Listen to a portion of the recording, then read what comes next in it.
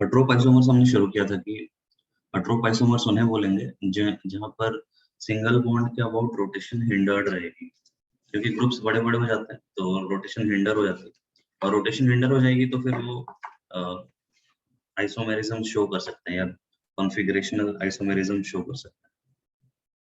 तो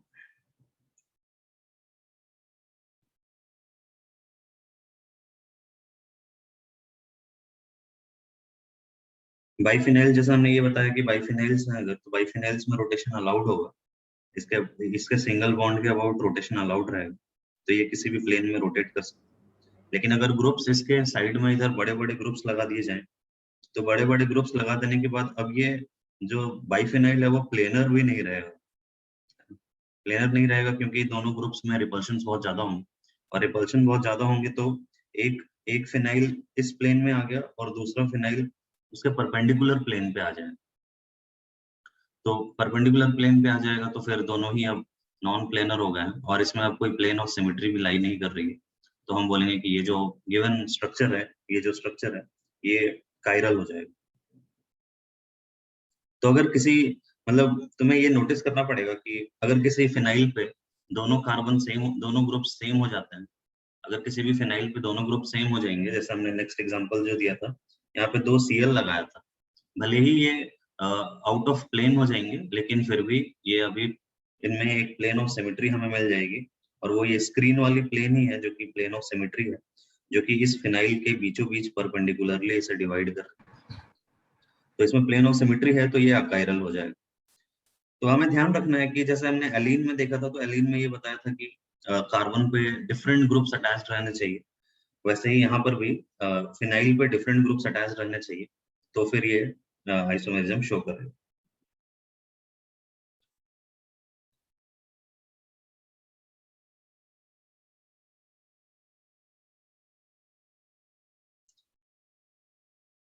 अच्छा, एलीन में हमने केवल 2 डबल बॉन्ड के अबाउट देखा था। एलीन में अगर नंबर, मतलब वैसे अगर क्यूमुलेटेड बॉन्ड्स में अगर नंबर ऑफ बॉन्ड्स इंक्रीज हो जाएंगे तो आगे फिर चेंजेस हो सकते हैं। फिर से सबने वीडियो ऑफ कर लिया? प्रॉब्लम क्या है यार, मैं सबको बाहर निकाल दूंगा आज।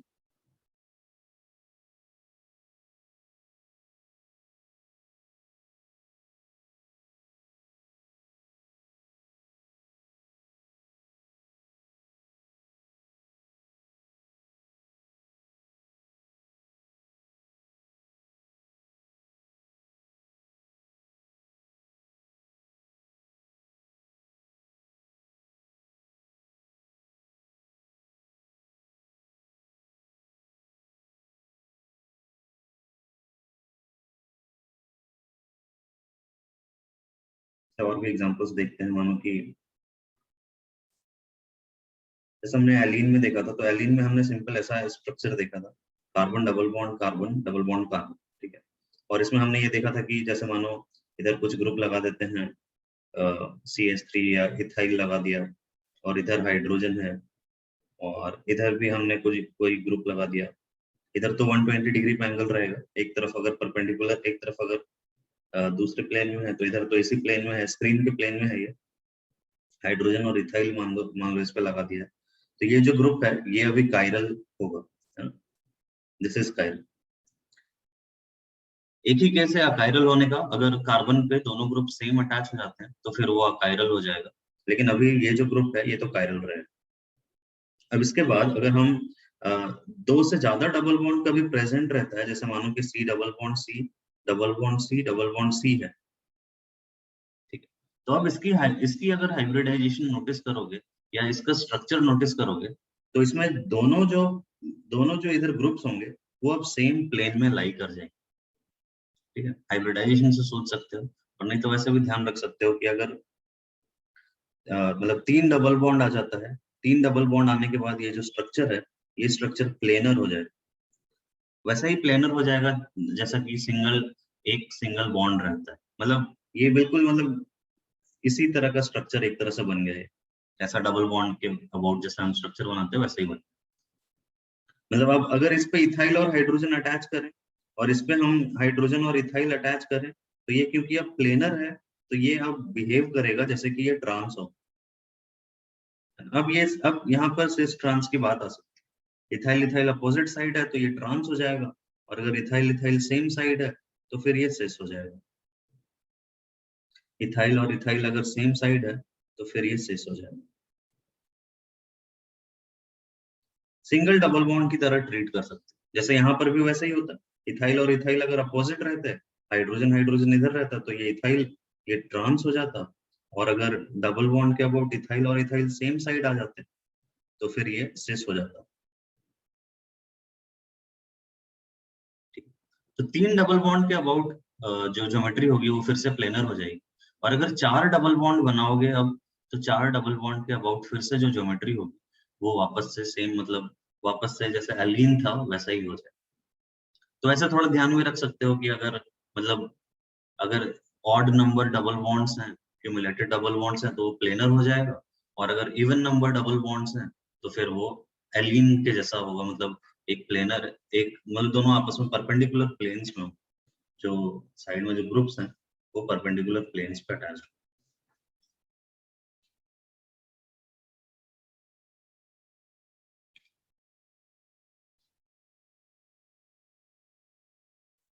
ठीक है।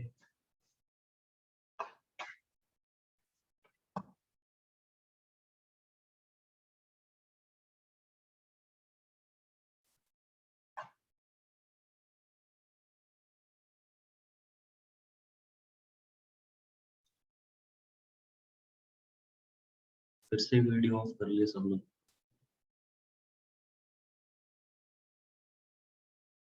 यहाँ तो गेम चल रहा है क्या? हाइड एंड सीक खेल रहे हैं बैठ के हम लोग।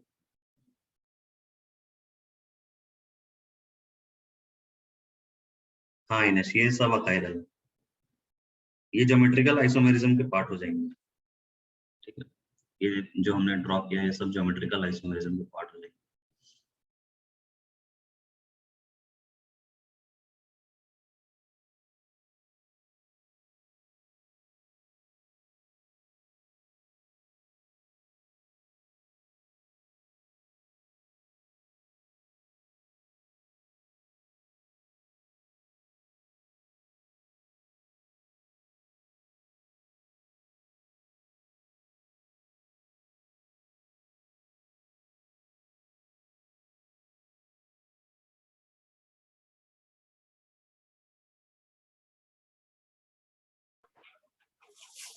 सर हम्म। सर वो मेरे वेबकैम का वो क्या मतलब पीसी का वेबकैम खराब है, तो मैं मोबाइल से ऑन रखता हूँ वीडियो। अच्छा, तो तुम्हारा दूसरा नंबर मोबाइल का है? सर मतलब दो से कनेक्टेड है मेरे डिवाइस। ठीक।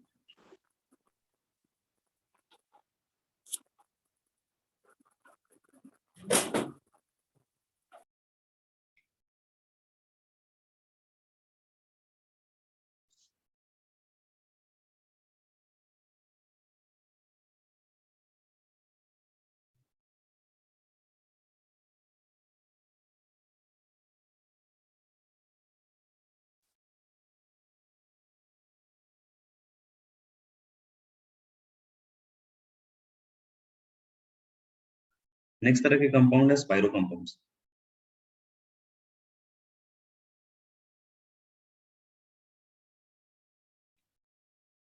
स्पाइरो कंपाउंड्स भी ऐसे मतलब पैरेललिटी शो कर सकते हैं। स्पाइरो कंपाउंड बोलते हैं जब हम कोई एक ही एटम दो रिंग शेयर करता है, कोई एक ही एटम अगर दो रिंग शेयर करेगा तो हम उसे स्पाइरो कंपाउंड बोलेंगे। Cyclic compounds, cyclic compounds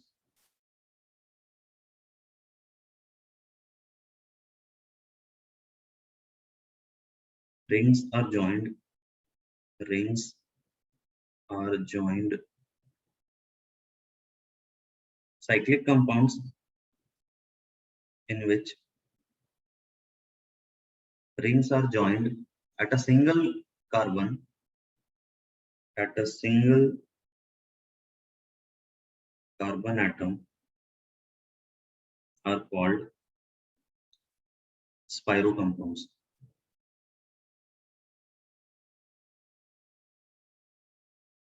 are called spiro compounds. Spiro compounds are often chiral. Spiro compounds are often chiral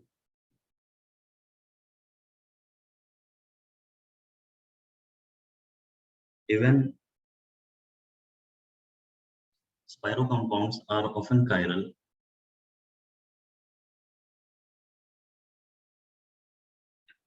even when at a first glance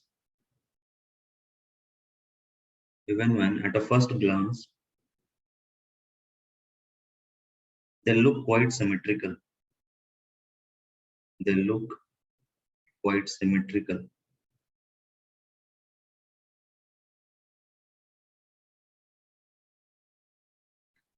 Even at the first glance, they look quite symmetrical and should be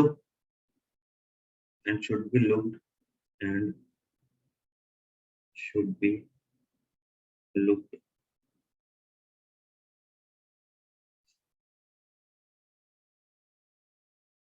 particularly careful and should be looked carefully for any symmetry.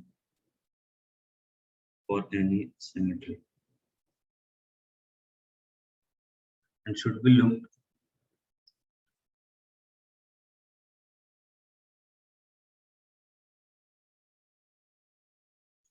cyclic compounds in which rings are joined at a single carbon atom are called Spiro compounds.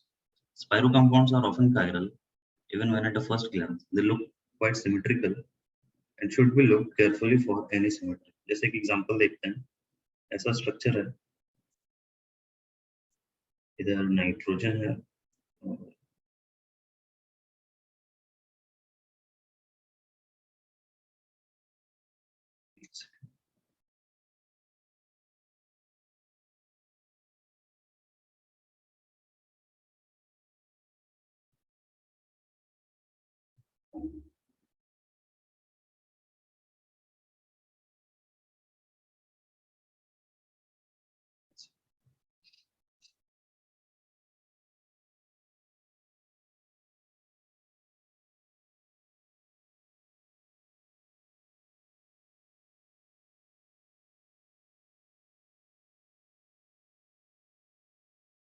ठीक है।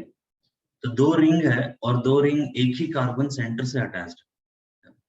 दो ring जब एक ही carbon centre से attached होंगे तो इन्हें हम स्पाइरो कंपाउंड्स बोलेंगे। जैसे अभी हमें ये जो स्पाइरो कंपाउंड है इसमें हमें सेंटर ऑफ सिमेट्री दिखाई दे रही है ना। सेंटर ऑफ सिमेट्री दिखाई दे रही है कि ये जो कार्बन है, इस कार्बन के अबाउट इधर जाएंगे तो नाइट्रोजन मिल रहा है, इधर जाएंगे तो नाइट्रोजन मिल रहा है, इधर जाएंगे तो कार्बन मिल रहा है, इधर कार्बन मिल रहा है, इधर ऑक्सीजन मिल रहा है। इसमें सेंटर ऑफ सिमेट्री दिखाई दे रही है।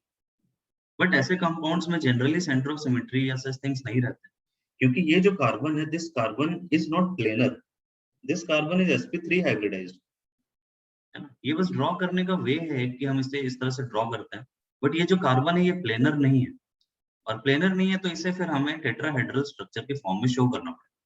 टेट्राहेड्रल का मतलब है कि अगर जैसे टेट्राहेड्रल के बारे में मैंने पहले भी बताया है कि दो क्रॉस वी की तरह होगा। अगर एक वी को हम इस तरह से बना रहे हैं तो जो दूसरा वी होगा वो इधर बाहर की तरफ आ रहा होगा और एक ऐसा अंदर की तरफ जा रहा होगा। तो ऐसा स्ट्रक्चर है, मतलब बेसिकली जो इनका जो स्ट्रक्चर है वो इस तरह का है। यहाँ पे नाइट्रोजन है, NH है, और इधर डबल बॉन्ड O है, और ये परपेंडिकुलर है तो फिर इधर डबल बॉन्ड O है और यहाँ पे NH है।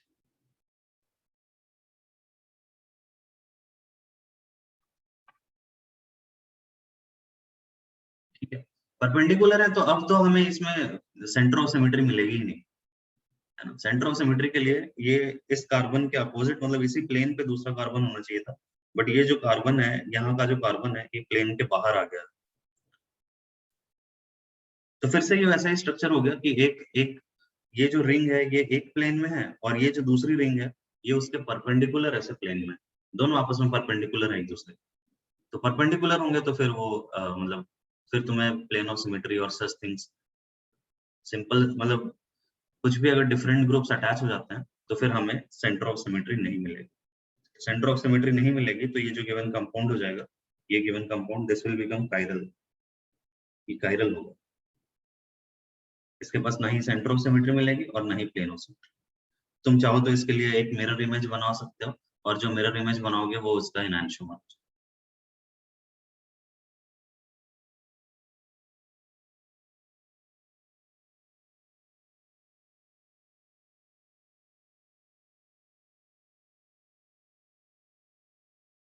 कई बार इस तरह के स्ट्रक्चर्स भी रहते हैं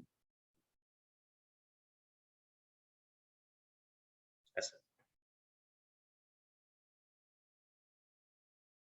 तो ऊपर जो हमने बनाया वो 5 कार्बन की रिंग थी, ये 4 कार्बन की रिंग है। तो ये सिंपल, अगर अगेन हमें ऐसा लग रहा है कि ये जो गिवन कंपाउंड है, गिवन कंपाउंड अभी प्लेन में है, बट ये प्लेन में अभी नहीं है। फिर से वैसे ही बात है ना, मतलब अगर हम इसे एक्चुअली ड्रॉ करें तो ये इस तरह का कंपाउंड आ जाएगा। मतलब एक एक ये जो रिंग है, ये रिंग इस प्लेन में है, और जो दूसरी रिंग है वो दूसरी रिंग अभी ऐसे परपेंडिकुलर प्लेन में, ऐसे मतलब एक, तुम्हें फील करना होगा कि एक स्क्रीन को प्लेन मान लो और एक स्क्रीन के परपेंडिकुलर प्लेन को, मतलब ये बाहर आ रहा है। तो अभी तो इसके पास प्लेन ऑफ सिमेट्री है, तो ये तो फिर से कायरल हो जाएगा। लेकिन मानो कि इस पे कोई ग्रुप लगा दें, जैसे कि इधर हम इधर हम कुछ लगा दें, मानो इधर हमने क्लोरीन और हाइड्रोजन लगा दिया, मिथाइल ही लगा दिया, चलो। तो मिथाइल अगर हम लगा दें, यहाँ पे मिथाइल लगा देते हैं और हाइड्रोजन लगा देते हैं, और यहाँ पे भी मिथाइल और हाइड्रोजन लगा देते हैं। तो अभी अभी हमें फर्स्ट ग्लांस पे तो यही दिखाई दे रहा है कि ये जो दोनों स्ट्रक्चर है, इसमें प्लेन ऑफ सिमेट्री एग्जिस्ट कर रही है, और प्लेन ऑफ सिमेट्री एग्जिस्ट कर रही है तो ये फिर कायरल हो जाएगा, है ना। लेकिन एक्चुअली ऐसा नहीं है। अगर हम ऐसे सोचें कि जैसे, अब देखो, अगर ऐसे समझो इस बात को, तो यहाँ पे भी ये जो कार्बन है, ये कार्बन भी sp3 हाइब्रिडाइज्ड है, और ये कार्बन भी sp3 हाइब्रिडाइज्ड। अगर यहाँ पर अगर ये V ऐसा बन रहा है, तो यहाँ का जो V होगा, मतलब दूसरा जो V होगा वो इसके परपेंडिकुलर बनेगा। मतलब एक हाइड्रोजन इधर रहेगा और एक मिथाइल इधर रहेगा, ठीक है। अगेन ये जो कार्बन है दूसरा वाला, ये भी टेट्राहेड्रल है यहाँ का कार्बन, तो इसके अबाउट जो स्ट्रक्चर होगा, अब क्योंकि ये दूसरे प्लेन में है ना, ये परपेंडिकुलर प्लेन में है, मतलब इसे भी इस तरह से अगर चाहो तो ड्रॉ कर दो, तो ये परपेंडिकुलर प्लेन में आ जाएगा। और ये परपेंडिकुलर प्लेन में होगा तो यहाँ पे जो अटैच्ड होंगे वो फिर इस नॉर्मल प्लेन में, ठीक है। सीधा जैसे मतलब केवल वही टेट्राहेड्रल के स्ट्रक्चर से इमेजिन करना है, तो टेट्राहेड्रल के स्ट्रक्चर से इमेजिन करोगे तो फिर ये बन जाएगा। तो ये जो स्पाइरो कंपाउंड्स ऐसे रहते हैं, ये सब हमें दिखते हैं कि मतलब ऐसे सिंपल स्ट्रक्चर्स में तो तुम्हें लगेगा कि ये अकायरल है, क्योंकि इसमें 3D शेप में प्रॉपरली ड्रॉ नहीं किया हुआ सॉलिड वेज और डैश्ड वेज के साथ, बट तुम्हें समझना पड़ेगा कि ये स्ट्रक्चर ऐसा, ठीक है। मतलब this is very similar to, अगर तुम इसे मतलब इसका इक्विवेलेंट स्ट्रक्चर के बारे में सोचो, तो तुम इसे इक्विवेलेंटली कार्बन कार्बन और कार्बन को डबल बॉन्ड कार्बन से रिप्लेस कर सकते हो। तो जितने स्पाइरो ग्रुप्स हैं उसको डबल बॉन्ड से रिप्लेस कर दो, तो उसे जो बनना होगा वो नेचुरली वैसा ही बन जाएगा। जैसे अभी एलीन बन जाएगा, तो एलीन में सेम, मतलब सेम जैसे एलीन में रहता है कि ये दोनों परपेंडिकुलर हैं और इधर वाला इसी प्लेन में है, तो फिर ये कायरल है तो ये भी कायरल, सेम वैसा ही है। इक्विवेलेंट स्ट्रक्चर है, इक्विवेलेंट स्ट्रक्चर है ऐसा। जैसे अभी हमने पढ़ा था कि एक और डबल बॉन्ड इसके साथ अटैच कर सकते हैं, मतलब 3 डबल बॉन्ड लगा सकते हैं, सेम वैसे ही तुम यहाँ पे 3 स्पाइरो ग्रुप्स लगा सकते हो। तो फिर 3 स्पाइरो ग्रुप्स लगाओगे तो फिर दोनों जो ग्रुप्स होंगे वो प्लेन में आ जाएंगे, मतलब यहाँ का मिथाइल और हाइड्रोजन और यहाँ का मिथाइल और हाइड्रोजन, ये दोनों प्लेन में आ जाएंगे। तो अब तुम इसको सिस और ट्रांस के जैसा बिहेव कर सकते हो, मतलब ये this is again equivalent to C double bond C double bond C double bond C. तो अभी हमने जैसे इसमें देखा था कि ये प्लेन में आ जाएगा, तो वैसे ही ये भी प्लेन में आ जाएगा और ये हो जाएगा सिस, तो ये भी हो जाएगा सिस। मिथाइल और मिथाइल सेम साइड है, सेम प्लेन में रहेंगे तो ये सिस हो जाएंगे। और तो बस मतलब थोड़ा ध्यान रखने के लिए ये ध्यान रख सकते हो कि इसमें even number of double bonds हैं, डबल बॉन्ड्स या इवन नंबर ऑफ रिंग्स हैं, और इसमें odd number of double bonds. Odd number of double bonds होंगे तो फिर वो प्लेन में आ जाएगा, और अगर even number of double bonds होंगे तो फिर वो, या even number of spiro type मतलब स्पाइरो वाले रिंग्स अगर इवन नंबर में रहेंगी तो फिर वो ऐसा कायरलिटी शो करेगा। तो तुम अगर कोई दूसरी, देखो ये सब चीजें बहुत सिलेबस के थोड़ी बाहर है, बट अगर तुम दूसरे सोर्स की बुक अगर सॉल्व करते हो, मतलब कुछ भी किसी भी ऑथर, इंडियन ऑथर की बुक अगर सॉल्व करते हो, तो फिर वो ये सब क्वेश्चंस थोड़े ज्यादा दे सकता है, क्योंकि उन्हें सिलेबस में देने में थोड़ा जोर आता है। तो वो मतलब लोग ऐसे भी ऑथर जो रहते हैं वो थोड़ा अपना वो दिखाना चाहते हैं,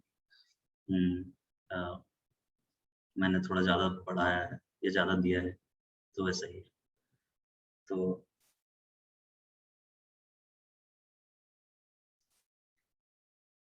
तुम्हें ऐसे क्वेश्चंस वहां पे ज्यादा मिलेंगे, बट आसान है, कुछ ऐसा डिफिकल्ट नहीं है। अगर तुम्हें 3D स्ट्रक्चर समझ में आ रहा है, अगर तुम्हें ये समझ में आ रहा है कि कार्बन जो है वो टेट्राहेड्रल है, तो कुछ डिफिकल्ट नहीं है।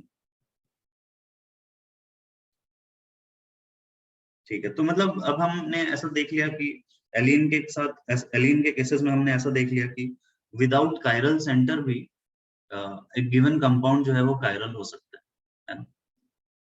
और कंफर्मेशंस का भी हमने वो मतलब कुछ एक्सेप्शन देख लिया कि कहीं पे सिंगल बॉन्ड के अबाउट भी रोटेशन हिंडर हो सकती है, और अगर सिंगल बॉन्ड के अबाउट रोटेशन हिंडर हो जाए तो फिर सच केस में भी कायरलिटी अराइज हो सकती है।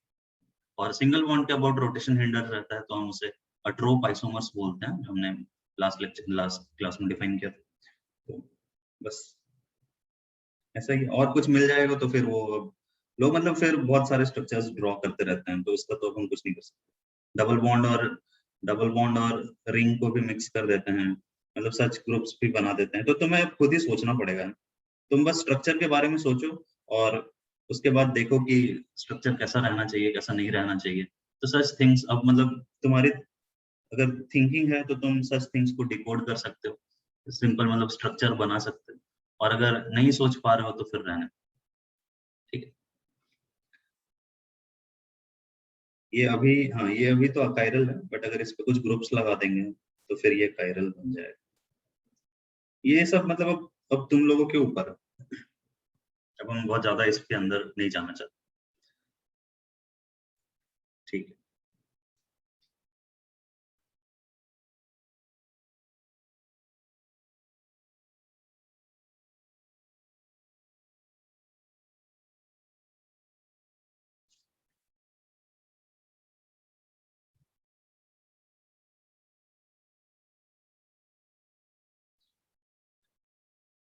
तो हमने देखा कि एनांशोमर्स जो है, एनांशोमर्स को हम केवल एक ही फिजिकल प्रॉपर्टी से जनरली डिस्टिंग्विश कर सकते हैं, और वो फिजिकल प्रॉपर्टी है ऑप्टिकल एक्टिविटी या प्लेन पोलराइज लाइट को पास करना। सैंपल्स अगर हम प्लेन पोलराइज लाइट पास करें, तो अगर मतलब अगर एनांशोमर्स है तो एक अगर उसे राइट में रोटेट कर रहा है तो दूसरा जो पार्टनर होगा वो उसे लेफ्ट में रोटेट कर देगा।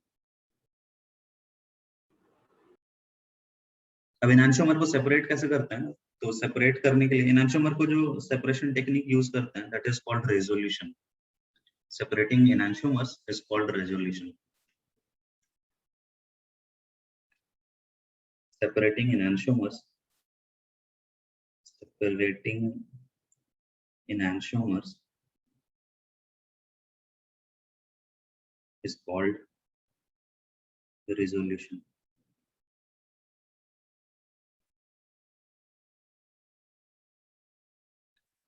enantiomers को सेपरेट करने की जो टेक्निक है उसे हम रेजोल्यूशन बोलते हैं। सिंपली सेपरेट नहीं होंगे, है ना?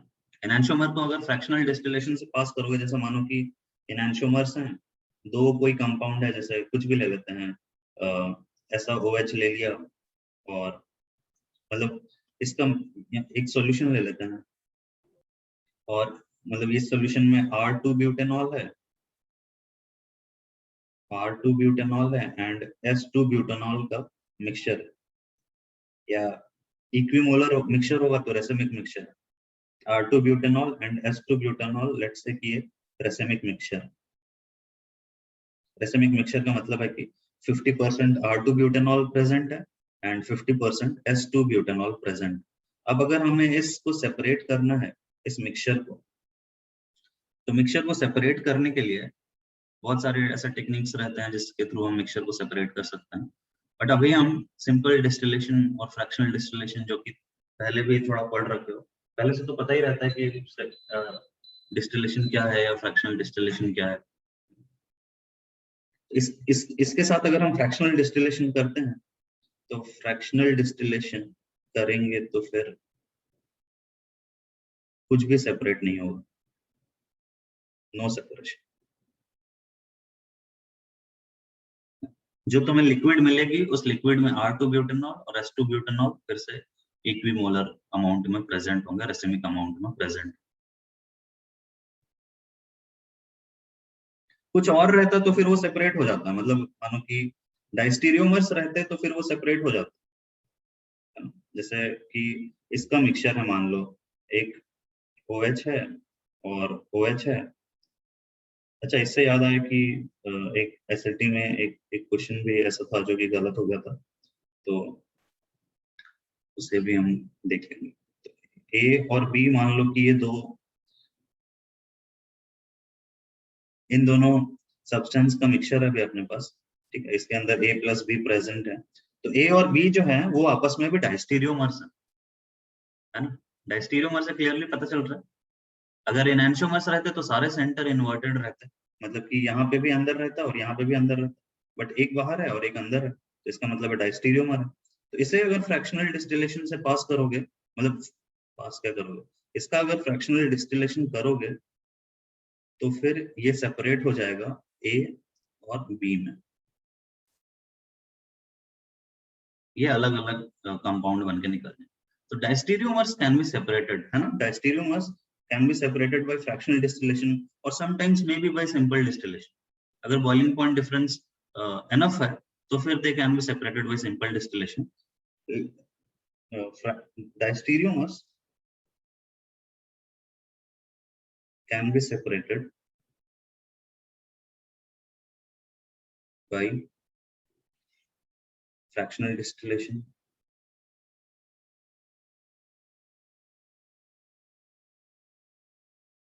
और अदर, मतलब अदर सेपरेशन टेक्निक्स के थ्रू भी इसे हम सेपरेट कर सकते हैं, ठीक है। Other separation techniques are like कि क्रिस्टलाइजेशन कर सकते हैं, क्रोमेटोग्राफी कर सकते हैं, तो सच थिंग्स के साथ भी हम इससे सेपरेशन कर सकते हैं। तो डाइस्टीरियोमर्स को आप सेपरेट कर सकते हो, एनांशियोमर्स को सेपरेट नहीं कर सकते। एनांशियोमर्स, ये हमने पहले भी लिखा है कि फिजिकल प्रॉपर्टीज सब सेम रहती हैं। Enantiomers cannot be separated by fractional distillation or other separation techniques. Enantiomers को केवल एक ही प्रोसेस, मतलब अभी तक के हिसाब से जो हम enantiomer को सेपरेट कर सकते हैं वो केवल रिजोल्यूशन के थ्रू कर सकते हैं। अब रिजोल्यूशन में कैसे सेपरेट करते हैं वो अब हम देखते हैं। तो रिजोल्यूशन में भी करते क्या है, रिजोल्यूशन में हम enantiomers को किसी सब्सटेंस के साथ रिएक्ट करवा के डाइस्टीरियोमर बना देते हैं और फिर डाइस्टीरियोमर को सेपरेट करते हैं और फिर उसे अलग कर लेते हैं। So that process is called resolution. अभी हमें ज्यादा केमिकल रिएक्शंस के बारे में नहीं पता है, तो मैं सिंपल RS के टर्म में ही समझाता हूँ। जैसे रिजोल्यूशन में हम क्या करते हैं, रिजोल्यूशन में मानो कि अपने पास दो सब्सटेंस है, मतलब जैसे यही R2 ब्यूटेनॉल और S2 ब्यूटेनॉल ले लेते हैं, इसका मिक्सचर है, बाहर ड्रॉ कर लेते हैं, अंदर ड्रॉ करने पे लगता है दो मॉलिक्यूल है बस, एक ये है और एक ये। एनांशियोमर्स हैं, A है और B है, तो A और B का मिक्सचर, ठीक है। A और B का सैंपल है अभी अपने पास, रेसिमिक मिक्सचर रिलेट्स है। इसे हम क्या करेंगे, ये अभी क्या है, ये जो है दिस इज R2 ब्यूटेनॉल है ये, और ये है S2 ब्यूटेनॉल, ठीक है। तो R और S है। हम इसका किसी सब्सटेंस के साथ रिएक्शन करके और इसे डाइस्टीरियोमर में कन्वर्ट कर, डाइस्टीरियोमर में जैसे हमने किसी, इन जनरल हम किसी एसिड के साथ रिएक्शन कराते हैं, तो एसिड या ऐसे किसी सब्सटेंस के साथ रिएक्शन करा के और हम इसे, मानो कि हमने इसकी रिएक्शन करा दी इसके साथ किसी कायरल सब्सटेंस के साथ ही रिएक्शन करानी पड़ेगी। OH है और यहाँ पे लेट से OH,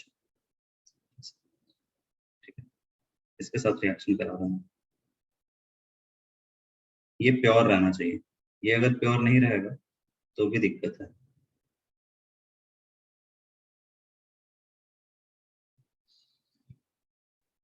तो इसके साथ जब हम रिएक्शन कराएंगे तो जो प्रोडक्ट बनेगा, अभी कैसे प्रोडक्ट बनेगा इन चीजों से हमें बहुत ज्यादा मतलब नहीं, बट जो प्रोडक्ट बनेगा उसके अंदर ये इस तरह से अटैच्ड रहेगा। जैसे ये ऐसा है, मान डबल बॉन्ड है और एक तो ये बन जाएगा OH और दूसरा ऐसा बन जाएगा।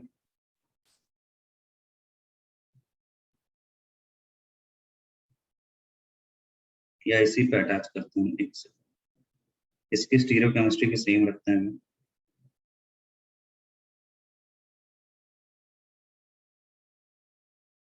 OH है, ऑक्सीजन है,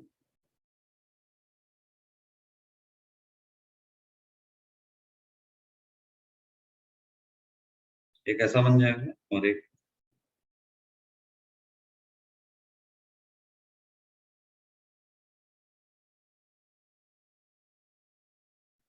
ऐसा। तो अब ये दोनों जो हैं ये आपस में डायस्टीरियोमर्स हो गए। ये बात समझ में आ रही है कि दो कायरल सेंटर है, एक ये कायरल सेंटर है और एक ये कायरल सेंटर है। यहाँ पे एक ये कायरल सेंटर है और ये कायरल सेंटर है। जब इस गिवन कायरल कंपाउंड के साथ रिएक्शन करेंगे तो ये दोनों आपस में डायस्टीरियोमर्स बन जाएंगे। ये मानो C है और D है, तो ये दीज आर डायस्टीरियोमर्स। डायस्टीरियोमर्स बन जाएंगे। अब एक बार डायस्टीरियोमर बन गए तो अब इन्हें हम सेपरेट कर सकते हैं। रिएक्शन से ज्यादा मतलब अभी हमें नहीं है। ऐसे ये जो रिएक्शन है this is esterification reaction, ester बनता है इसमें। मेरे ख्याल से 10th में एस्टरिफिकेशन वर्ड पढ़े हो या पता नहीं मुझे। अभी हमें रिएक्शन से ज्यादा मतलब नहीं है। तो जो भी है हम किसी कायरल सब्सटेंस के साथ रिएक्शन करवा के और इसे हम डायस्टीरियोमर्स में कन्वर्ट करते हैं सबसे पहले, ठीक है। अब हम क्या करते हैं, हम डायस्टीरियोमर को सेपरेट कर सकते हैं। अब यहाँ पे C+D है, तो क्योंकि ये डायस्टीरियोमर बन गया है तो अब हम इन्हें फ्रैक्शनल डिस्टिलेशन से सेपरेट कर सकते हैं। तो फ्रैक्शनल डिस्टिलेशन से जब हम सेपरेट करेंगे तो फ्रैक्शनल डिस्टिलेशन से सेपरेट करोगे तो अब ये अलग अलग हो जाएगा। मतलब ये बन जाएगा एक कंपाउंड में C आ जाएगा और एक मतलब एक वेसल में D आ जाएगा। तो अब C और D आ जाएंगे तो फिर C और D को वापस हम H2O के साथ रिएक्शन करके और फिर डिफरेंट सब्सटेंस में ब्रेक करते हैं। मतलब फिर हम मतलब C और D को H2O के साथ रिएक्शन करेंगे तो ये वापस से अल्कोहल, और ये अल्कोहल है और ये एसिड है तो ये वापस से अल्कोहल और एसिड में कन्वर्ट हो जाएगा। तो H2O के साथ रिएक्शन से ये बन जाएगा अल्कोहल और acid.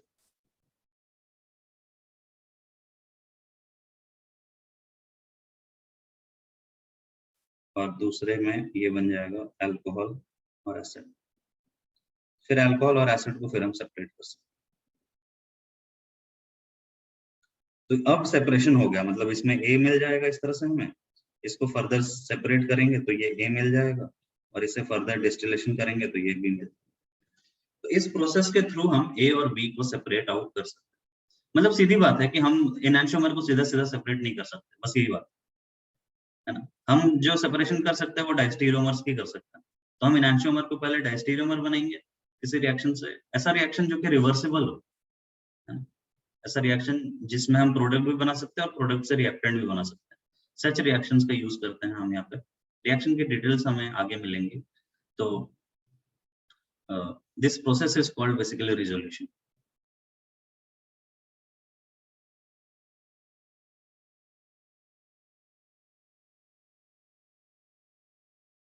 Enantiomers can also be separated by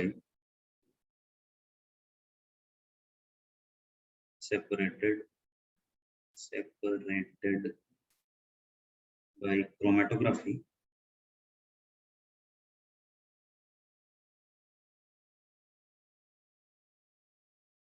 with chiral support.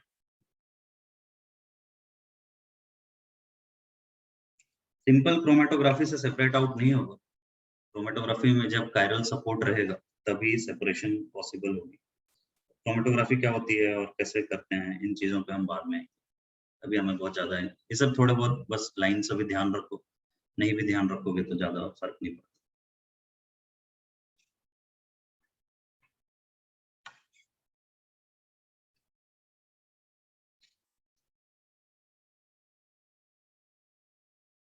ठीक है सर सर ये सेपरेशन वर्क का लास्ट स्टेप सर समझ नहीं आया सर। लास्ट स्टेप छोड़ दो, ऐसे समझने की जरूरत नहीं। लास्ट स्टेप में क्या हुआ, H2O के साथ जब रिएक्शन कराया, सबसे पहले ये बना था अपने पास, है ना? फिर C और D को जब H2O के साथ रिएक्शन करेंगे तो वापस से ये अल्कोहल और एसिड में कन्वर्ट हो, और फिर अल्कोहल और एसिड को फिर हम कन्वर्ट सेपरेट आउट कर देंगे। अल्कोहल और एसिड्स जो है वो डिफरेंट कंपाउंड्स हैं, तो इनके लिए बॉइलिंग पॉइंट डिफरेंट होगा, तो फिर उसके बाद इन दोनों को सेपरेट कर सकते हैं। सर ये फिर ये यहाँ पे ये वाला स्ट्रक्चर सी और डी सर वापस क्यों लिखे हुए हैं? सी और डी कहाँ पर? यहाँ पे? हाँ लास्ट में नहीं सर, नीचे नीचे ये स्ट्रक्चर बने हुए हैं ना जहाँ पे। हाँ यहाँ पे अभी अभी हमने देखो, सी जो है ये कंबाइंड स्ट्रक्चर है, अल्कोहल और एसिड इसमें कंबाइंड है। Yes sir. जब हम इसके H2O के साथ रिएक्शन कराते हैं तो ये अलग अलग हो जाता है ऐसे, तो ये अलग अलग बन गया, ठीक है। और उसके बाद फिर हम इसे सेपरेट कर देते हैं इन दोनों कंपाउंड्स। Okay sir.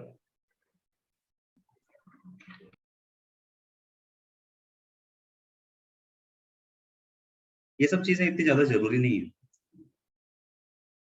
तुम्हें बस एक वर्ड पता रहना चाहिए कि enantiomers can be separated by resolution or by chromatography with chiral support. कुछ एग्जांपल्स करते हैं हम। Find the total number of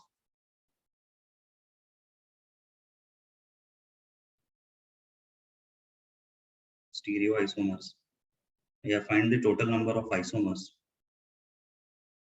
including stereoisomers.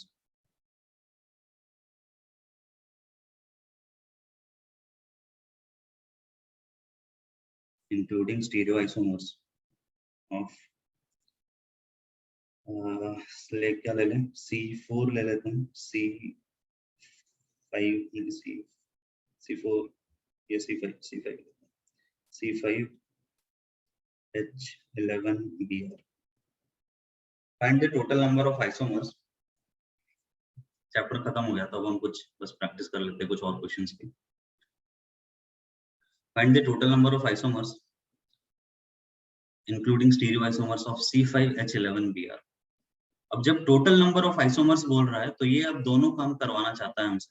Constitutional isomers भी देखना पड़ेगा और साथ ही ये भी देखना पड़ेगा कि स्टीरियो आइसोमर्स कितने पॉसिबल हो सकते हैं, उस गिवन स्ट्रक्चर से स्टीरियो आइसोमर्स कितने बन सकते हैं। तो जैसे मैंने पहले कॉन्स्टिट्यूशनल आइसोमर ड्रॉ करना बताया, सबसे पहला काम तो हम ये करेंगे, इस गिवन कंपाउंड में डीबी कैलकुलेट करें। डीबी कितनी है C5H11Br में? 0। डीबी 0 है। डीबी 0 है मतलब डबल बॉन्ड और रिंग की पॉसिबिलिटी नहीं है। तो C5 मैंने बताया था कि जब 5 कार्बन के लिए तुम्हें स्ट्रक्चर ड्रॉ करना है तो थोड़ा पहले स्केलेटल रीअरेंजमेंट के बारे में सोचो कि 5 कार्बन से कितने डिफरेंट C5H12 के कितने स्ट्रक्चर्स पॉसिबल है।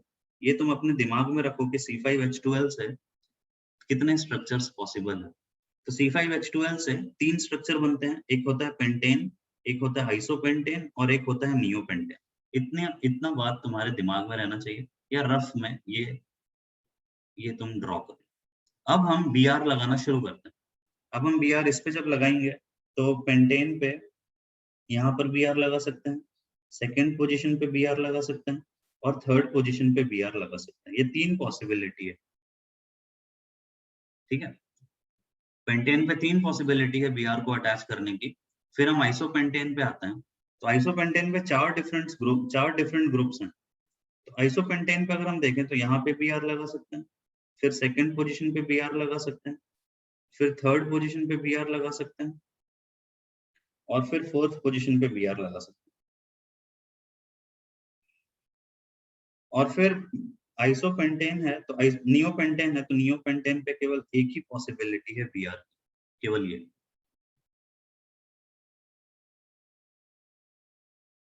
यहाँ तक तो ड्रॉ कर लोगे। फिर से वीडियो ऑफ कर लिया सबने। अभी मैंने इतने बच्चों को निकाला, लेकिन तुम लोग निकलने के बाद भी वापस से वीडियो ऑफ कर लेते हो। इसके लिए तो थोड़ा जिगर चाहिए, बहुत ज्यादा है। सलमान खान की मूवीज थोड़ा कम देखा करो तुम लोग, वरना ऐसे तुम लोगों की रिस्क लेने की एबिलिटी बहुत ज्यादा बढ़ गई।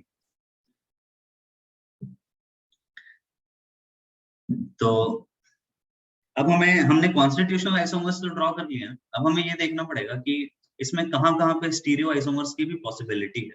जैसे अगर हम फर्स्ट स्ट्रक्चर में देखें, फर्स्ट स्ट्रक्चर में तो कोई कायरल सेंटर है ही नहीं।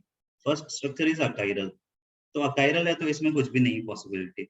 सेकंड में एक कायरल सेंटर आ रहा है, तो हमें ध्यान रखना, हमें पता है कि अगर एक कायरल सेंटर आता है तो एक कायरल सेंटर से दो स्ट्रक्चर्स पॉसिबल होंगे। एक जब Br को बाहर लगाओगे और एक जब Br को अंदर लगाओगे, तो फिर एनांटियोमर्स दो बन जाएंगे।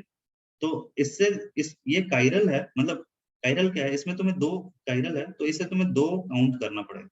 इसे एक काउंट करोगे, इसे दो काउंट करोगे। अब इसके पास फिर से कोई कायरल सेंटर नहीं है, कोई कायरल सेंटर नहीं है, ये तो कायरल है सीधा सीधा। फिर नेक्स्ट स्ट्रक्चर पे आते हैं, तो इसके पास भी कोई कायरल सेंटर नहीं है। यहाँ पे तो दो मिथाइल लगे हुए हैं, तो कोई कायरल सेंटर नहीं है, तो ये फिर से अकायरल हो गया। इसके पास आए तो एक कायरल सेंटर फिर से दिख गया। अगर एक कायरल सेंटर दिख गया तो हम इसे फिर से दो दो स्ट्रक्चर्स में काउंट करेंगे और दोनों ही कायरल होंगे। फिर नेक्स्ट स्ट्रक्चर पे आते हैं, तो इसके पास भी कोई कायरल सेंटर नहीं है, तो ये अकायरल हो जाएगा। नेक्स्ट स्ट्रक्चर पे आते हैं, तो इसके पास एक कायरल सेंटर है, ये एक कायरल सेंटर है इसके पास, तो ये इसे भी अब हम दो काउंट करेंगे और दोनों कायरल होंगे। नेक्स्ट आते हैं, तो इसके पास कोई कायरल सेंटर नहीं है, तो ये अकायरल हो जाएगा। अकायरल वालों को अब हमें एक काउंट करना पड़ेगा, कायरल वालों को दो काउंट करना पड़ेगा। तो टोटल अब हम अगर हम स्ट्रक्चर काउंट करते हैं, तो ये एक दो, दो एक तीन, चार पाँच, छः सात, आठ, नौ, 10, 11। ये बात समझ में आ रही? टोटल जो स्ट्रक्चर्स हैं, टोटल स्ट्रक्चर्स कितने हो गए? Total isomers 11। Total number of isomers जो होंगे वो 11 हो जाएंगे। अगर हमसे ये पूछा जाता कि टोटल कायरल आइसोमर्स कितने होंगे, तो टोटल कायरल आइसोमर्स,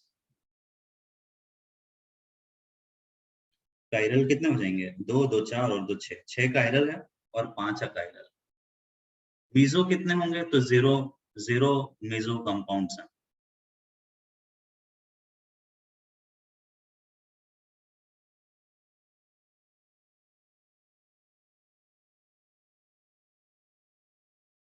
ठीक है,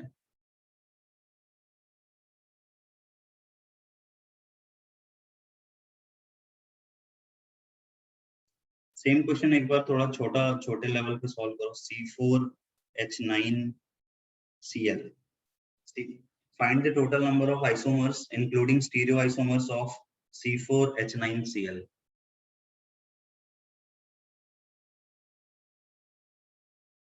सबसे पहले तो कॉन्स्टिट्यूशनल आइसोमर ड्रॉ करने आना चाहिए।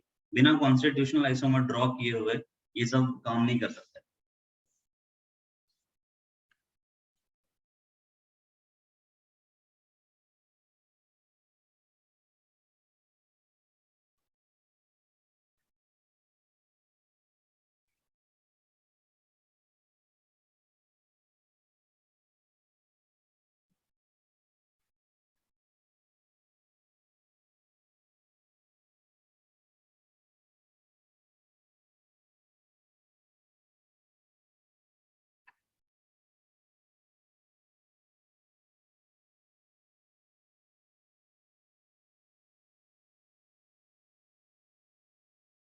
कुणाल बोलो।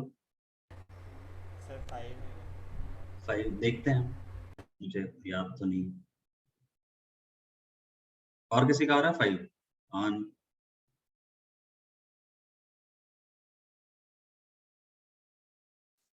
ठीक है, यस सर 5 आ रहे हैं।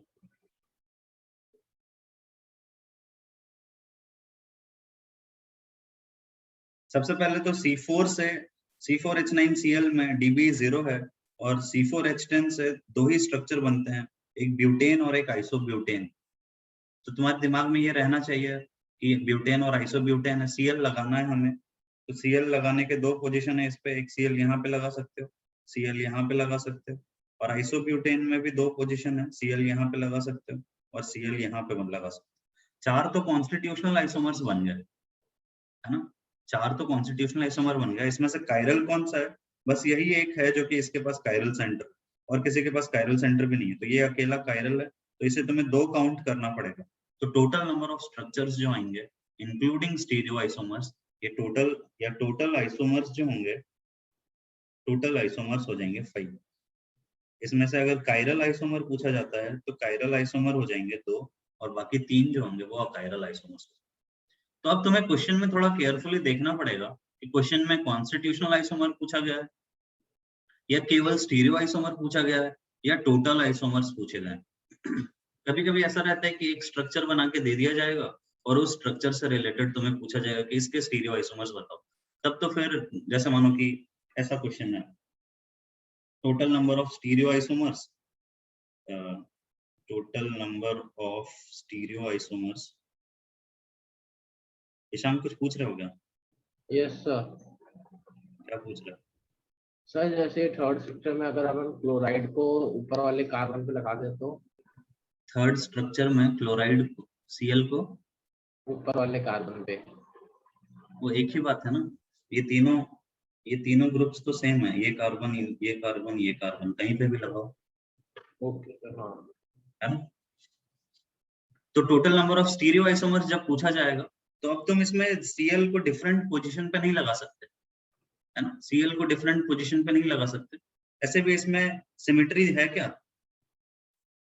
सिमेट्री है ही नहीं, मॉलिक्यूल में एक तरफ मिथाइल है एक तरफ क्लोरीन है, सिमेट्री नहीं है, तो इसका आंसर क्या हो जाएगा? 4।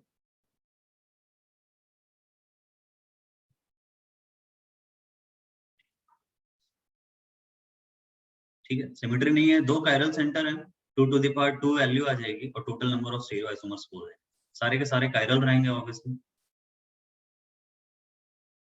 तो इसमें तुम डिफरेंट स्ट्रक्चर्स मतलब Cl की पोजीशन चेंज नहीं कर सकते हो। लेकिन अगर मानो कि क्वेश्चन ऐसा आ जाए कि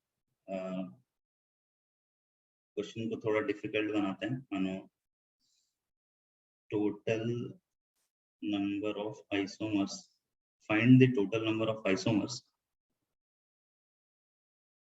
find the total number of isomers including, कई बार तो इंक्लूडिंग स्टीरियो आइसोमर्स लिखेंगे भी नहीं, तो मैं भी तुम्हें ही समझना पड़ेगा कि वो इंक्लूडिंग स्टीरियो आइसोमर्स की बात कर रहा है।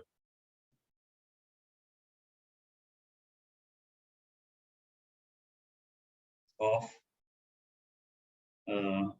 क्या ले C6H11Cl, C6H11Cl having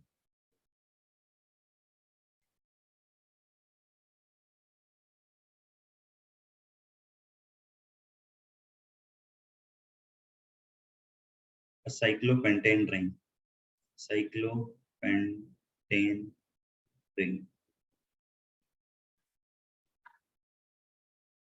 रेस्ट्रिक्शंस बढ़ा दिए हैं ताकि तुम्हारे लिए सॉल्व करना आसान रहे। रेस्ट्रिक्शन के बिना सॉल्व करना बहुत भारी हो जाएगा। तब हमने पहले भी बताया है कि आइसोमर्स कैलकुलेशन डिफिकल्ट हो सकता है अगर रेस्ट्रिक्शंस नहीं रहेंगे।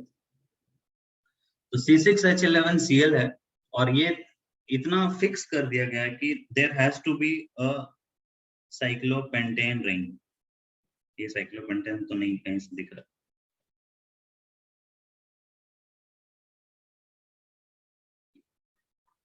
This is a must. तो अब तुम्हें केवल ये सोचना है कि सबसे पहले डीबी कैलकुलेट करो, तो ये डीबी तो साइक्लोपेंटेन के ऊपर ही आ गई, मतलब साइक्लोपेंटेन ही एक वो डीबी लेकर चला गया। तो केवल अब हमारे पास बचता है एक एक्स्ट्रा कार्बन और एक क्लोरीन। तो अब तुम्हें केवल ये चेक करना है कि कार्बन और क्लोरीन के साथ कितने डिफरेंट पोजीशंस लगा सकते हैं। कार्बन की पोजीशन भी चाहो तो फिक्स कर दो और उसके बाद केवल Cl को अलग अलग जगह पे अटैच करो। अब वो तुम्हारे ऊपर डिपेंड करता है कि तुम किस तरह से सोचते हो और कैसे डिफरेंट स्ट्रक्चर्स ड्रॉ करते हो।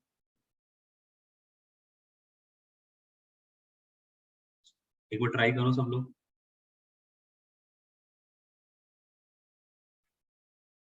एक CH3 एक मिथाइल ग्रुप है और एक क्लोरीन ग्रुप। दो ऑप्शन है तुम्हारे पास, एक मिथाइल और एक क्लोरीन। मिथाइल और क्लोरीन से अलग अलग स्ट्रक्चर्स ड्रॉ करना है। तब तक मैं कुछ स्टूडेंट्स को बाहर निकालता हूँ।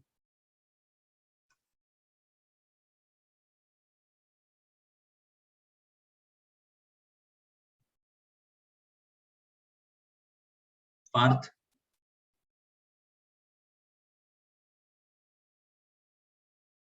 पार्थ हो यहाँ पे?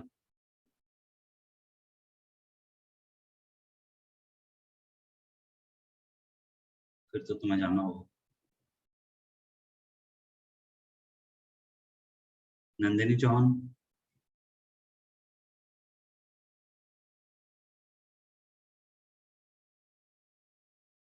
वीडियो ऑन रखो। ऐसा मुझे कैसे पता चलेगा कि तुम ब्रेकफास्ट कर रहे हो या लिख रहे हो? जिया, यस सर, वो आज नेट इश्यू है नेट इशू तो कैसा रहता है यार? सर। वो चालू करती वीडियो मतलब रुक रुक के चलने लग जाता है। ऋषिता,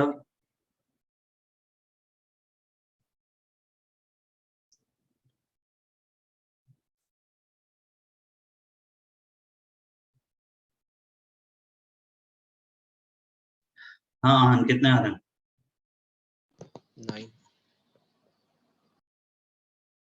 आवाज नहीं आई, तुम कुछ बोल के और माइक ऑफ करके। 9। 9। कुणाल,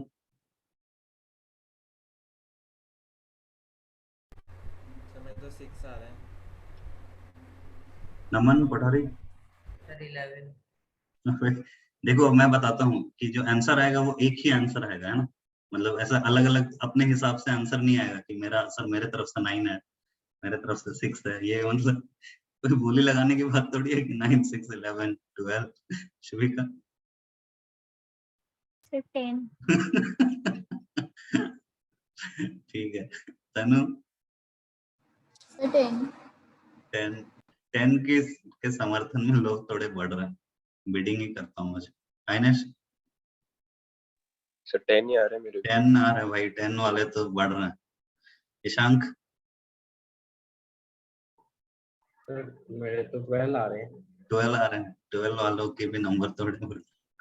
हर्ष, सर अभी तो मैं ट्राई कर।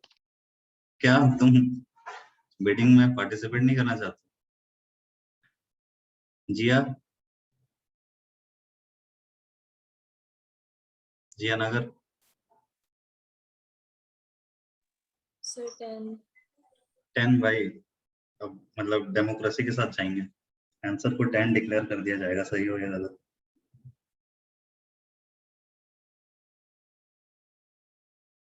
इतना खराब साइक्लोपेंटेन बना है।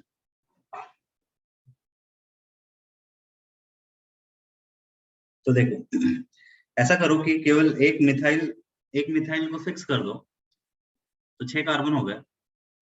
अब केवल Cl की पोजीशंस अलग अलग जगह पे लगा सकते हैं। तो Cl की पोजीशन कहाँ लगा सकते हैं? Cl की पोजीशन यहाँ लगा सकते हैं, Cl की पोजीशन यहाँ लगा सकते हैं, Cl की पोजीशन यहाँ लगा सकते हैं, Cl की पोजीशन यहाँ लगा सकते हैं। बस इतने स्ट्रक्चर्स हैं। अब इसमें से इसके पास कोई कायरल सेंटर है क्या? नहीं है, ये कायरल। इसके पास कोई कायरल सेंटर है क्या? नहीं है, ये कायरल है। इसके पास कोई कायरल सेंटर है क्या? है, 2 है। तो ये 4 सिमेट्री नहीं है, 4 स्ट्रक्चर्स बनेंगे। इसके पास कोई कायरल सेंटर है क्या? नहीं है, तो 2 है, तो इसके पास भी 4 स्ट्रक्चर्स बनेंगे। तो टोटल स्ट्रक्चर्स कितने हो जाएंगे? 4, 4, 8, 9, 10। डेमोक्रेसी की जीत हुई है। टोटल आइसोमर्स हैं 10। ठीक है, कॉन्स्टिट्यूशनल आइसोमर्स ड्रॉ करो, सिंपल, कितना आसान है। केवल तुम्हें मिथाइल सेट करना था और उसके बाद फिर बाकी सारे ग्रुप्स तो उसके हिसाब से लग जाएंगे, मतलब Cl ही तो लगाना है। तो एक मिथाइल सेट करने के बाद फिर Cl बस अटैच कर दिया तो सारे ग्रुप्स अटैच मतलब बन जाएंगे। तो टोटल नंबर ऑफ स्ट्रक्चर्स जो होंगे वो 10 बन जाएंगे। कायरल 8 कायरल है और 2 अकायरल। ठीक है, सर हाँ सर बोलिए। सर एक बार थर्ड वाला स्ट्रक्चर बता दो, कायरल कैसे है? कायरल कैसा, क्योंकि इसमें प्लेन ऑफ सिमेट्री नहीं है ना, दो सेंटर हैं तो 2 टू द पावर n लगा दो सीधा। थर्ड वाला नहीं, सेकंड वाला, सॉरी। हाँ, कायरल। सेकंड वाले पे इधर जाओ या इधर जाओ, एक ही बात है। Okay sir.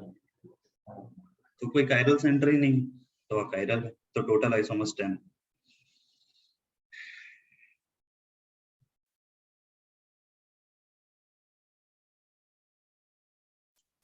तो ऐसे क्वेश्चंस ट्राई कर लेना। और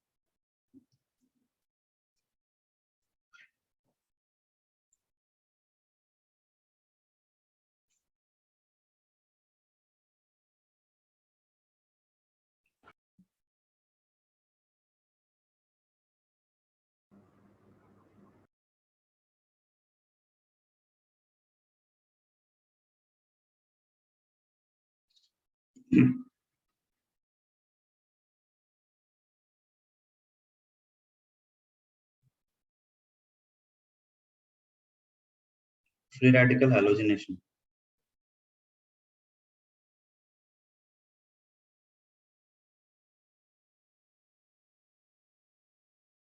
फ्री रेडिकल हैलोजिनेशन में हमने सिंपल जैसे ये रिएक्शन पढ़ी थी कि CH4 की रिएक्शन हम कराते हैं Cl2 के साथ इन प्रेजेंस ऑफ HNu या लाइट, सनलाइट, तो CH3Cl फॉर्म होता है और प्लस HCl फॉर्म होता है।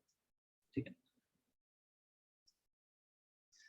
रिएक्शन याद है ना? रिएक्शन में मैकेनिज्म लिख सकते हैं। फ्री रेडिकल हैलोजिनेशन जो थी वो 3 स्टेप की मैकेनिज्म थी, याद है?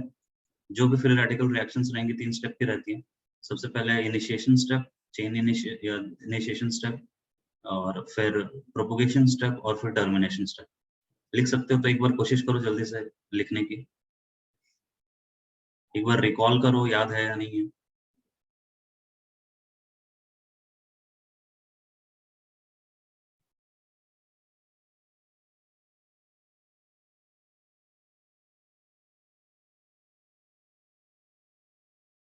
लिखो जल्दी। रूपल लिख रहे हो? रिकॉल करो एक बार। दिव्या?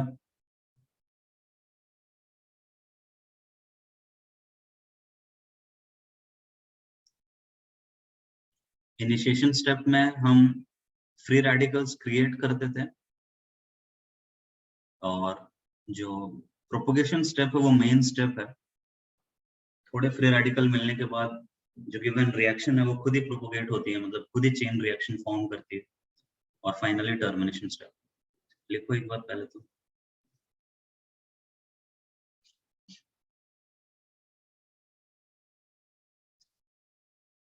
रिकॉल करो जितना भी आता है, सही या गलत एक बार खुद से। हमने देखो 2 बार पढ़ लिया, लास्ट टाइम पे एक बार वीडियो में और एक बार लाइव क्लास में भी पढ़ा है, तो फिर लाइव क्लास नहीं, ऑफलाइन क्लासेस।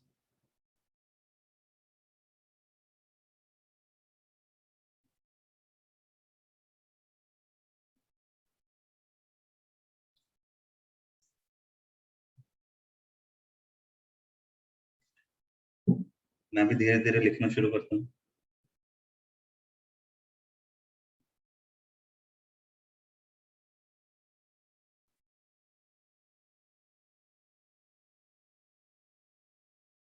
इनिशिएशन स्टेप में Cl2 की रिएक्शन कराते हैं HNu के साथ, तो Cl के रेडिकल्स प्रोड्यूस होते हैं। एरोज के साथ बनाए हो तो अच्छी बात है, बट ये है सिंपल, मतलब Cl2 के साथ अगर हम रिएक्शन करेंगे तो Cl के रेडिकल्स प्रोड्यूस होंगे। इतना सा इनिशिएशन स्टेप।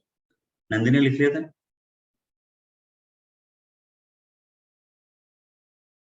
ठीक है। इसके बाद है प्रोपोगेशन स्टेप। तो प्रोपोगेशन स्टेप में ये जो Cl का रेडिकल बना है वो रिएक्शन करता है। प्रोपोगेशन स्टेप में 2 स्टेप्स रहते हैं। फर्स्ट कि CH4 के साथ ये Cl का रेडिकल रिएक्शन करता है, ये बनाता है CH3 का रेडिकल और प्लस HCl। ठीक है। और सेकंड में ये जो CH3 का रेडिकल बना है, ये CH3 का रेडिकल दूसरे Cl2 के साथ रिएक्शन करता है और ये बनाता है CH3Cl और प्लस Cl का रेडिकल फिर से बन जाता है। यही Cl का रेडिकल फिर फर्स्ट स्टेप में मतलब स्टेप A में जाके फिर से रिएक्शन करता है। तो ये रिएक्शन होते रहती है, तो इसे हम चेन रिएक्शन बोलते हैं कि A हो जाएगा, फिर B होगा, फिर A होगा, क्योंकि ये Cl का रेडिकल बन गया, ये किसी और CH4 के साथ रिएक्शन, तो A B इस तरह से चलता रहता है, तो इसे बोलते हैं कि ये चेन रिएक्शन। और finally termination step. Termination step इतना ज्यादा अपने लिए कोई काम का नहीं रहता है, कई बार तो लोग लिखते भी नहीं है टर्मिनेशन स्टेप को। Cl और Cl के रेडिकल्स आपस में इंटरैक्ट करेंगे तो Cl2 बन जाएगा। CH3 के रेडिकल्स, जो भी रेडिकल जिस रेडिकल के साथ मिल जाएगा वो सम प्रोडक्ट्स वैसा बना लेगा। CH3 का रेडिकल Cl के रेडिकल के साथ मिलेगा तो CH3Cl बन जाएगा।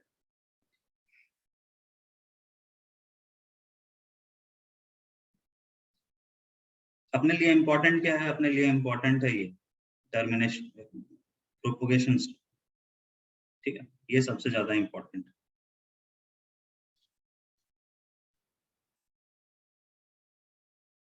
मतलब एक Cl का रेडिकल बनेगा, Cl का रेडिकल CH4 के साथ रिएक्शन कर रहा है तो CH3 फॉर्म हो रहा है, और उसके बाद फिर CH3 का जो रेडिकल है ये Cl2 के साथ रिएक्शन कर सकता है, ठीक है। तो अब इस गिवन रिएक्शन में जैसे अगर हम CH3 के रेडिकल्स को, CH3 के रेडिकल की बात करें तो जो CH3 का रेडिकल है ये हमें ऐसा दिखाई देता है, मतलब CH3 का रेडिकल ऐसा रहता है, ऑलमोस्ट प्लेनर रहता है, ठीक है। एक इलेक्ट्रॉन यहाँ पर प्लेनर रेडिकल्स,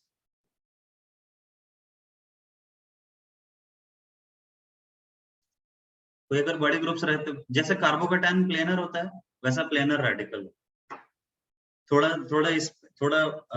तुम्हारे VSEPR थ्योरी से डेविएट कर सकता है, क्योंकि VSEPR थ्योरी में हमने पढ़ा था कि 4 इलेक्ट्रॉन क्लाउड है तो वो टेट्राहेड्रल शेप में, टेट्राहेड्रल इलेक्ट्रॉन ज्योमेट्री में आ जाएगा। लेकिन अभी 4 इलेक्ट्रॉन क्लाउड होने के बाद भी हमने इसे प्लेनर रेडिकल बनाया है क्योंकि एक्चुअली प्लेनर होता है। VSEPR theory is just a prediction की क्या होना चाहिए, और जो हम पढ़ रहे हैं मतलब एक्सपेरिमेंटली जो रेडिकल्स होते हैं वो वेरी मच प्लेनर होते हैं। बड़े बड़े ग्रुप्स आने के बाद फिर भी थोड़ी प्लेनारिटी लूज हो सकती है, लेकिन अभी जो हम क्वेश्चंस इवन सॉल्व करेंगे वो प्लेनर कंसीडर करते हुए ही सॉल्व करेंगे। तो ये जो रेडिकल है ये अगर प्लेनर है CH3 का रेडिकल, Hν क्या होता है? Hν होता है सनलाइट, ठीक है। Cl2 को सनलाइट के प्रेजेंस में ब्रेक कर सकते हैं या UV के प्रेजेंस में ब्रेक कर सकते हैं, UV को सनलाइट को हम Hν लिखते हैं। तो अब CH3 का स्ट्रक्चर ऐसा है। अब देखो इस सेकंड स्टेप में क्या हो रहा है, ये जो CH3 है ये Cl2 के साथ रिएक्शन करती है। इस सेकंड स्टेप को समझो कि ये अभी हमने जो इलेक्ट्रॉन क्लाउड है वो इलेक्ट्रॉन को ऐसे ऊपर शो किया है, लेकिन इसका मतलब ये नहीं है कि जो इलेक्ट्रॉन है वो केवल ऊपर प्रेजेंट है। वो जो एक इलेक्ट्रॉन है, that one electron is equally distributed in this lobe and this lobe, ये दोनों लोब मिलाकर एक इलेक्ट्रॉन प्रेजेंट, ठीक है। ये दोनों लोब को मिलाकर तब एक इलेक्ट्रॉन प्रेजेंट है,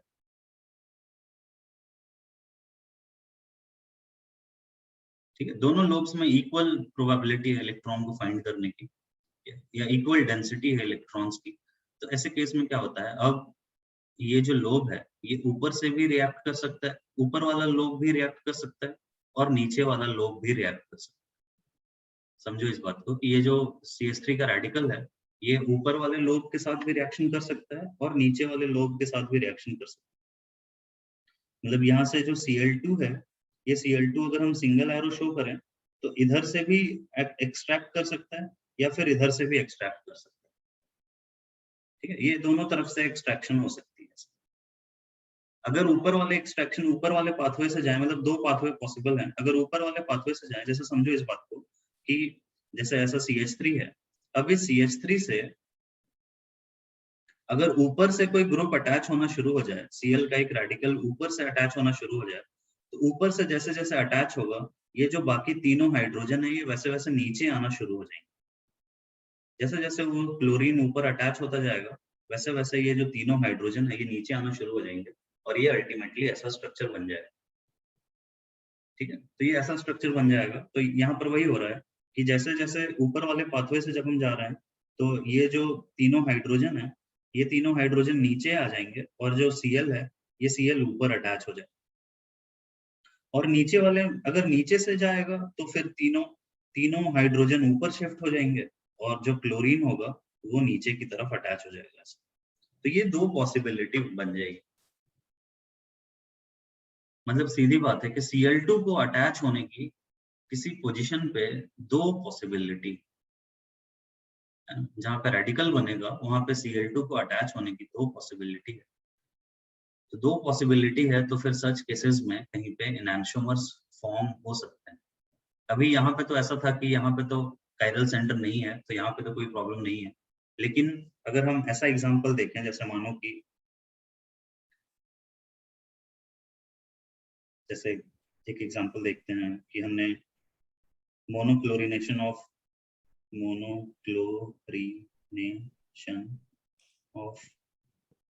ब्यूटेन।